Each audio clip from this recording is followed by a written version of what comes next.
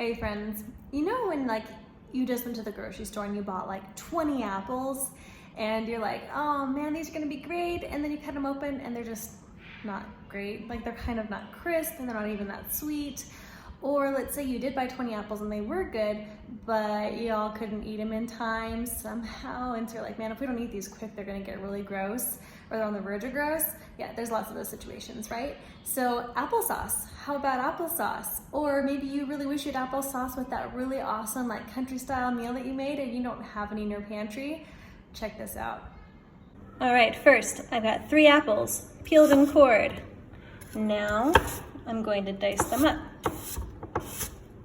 into little 1 to 2 inch chunks, like so. All right, now I've got them in my pot. If you want more applesauce, more apples. If you just want like a few servings, 3 apples is the way to go. Put in about 3/4 cup of water just to kind of get the bottom so that they don't stick and burn. I'm gonna put in about 1/2 teaspoon of some cinnamon, and I'm gonna put in about a tablespoon or less of sugar depending on how sweet those apples are. This can also be done in a slow cooker or a pressure cooker for really quick speed if you need. Cover it up and let it sit for 20 minutes. Right, I've got my cooked apples here. Next, I'm just gonna take my little masher and mash it up really good. You can also use a food mill. You can use your food processor if you want.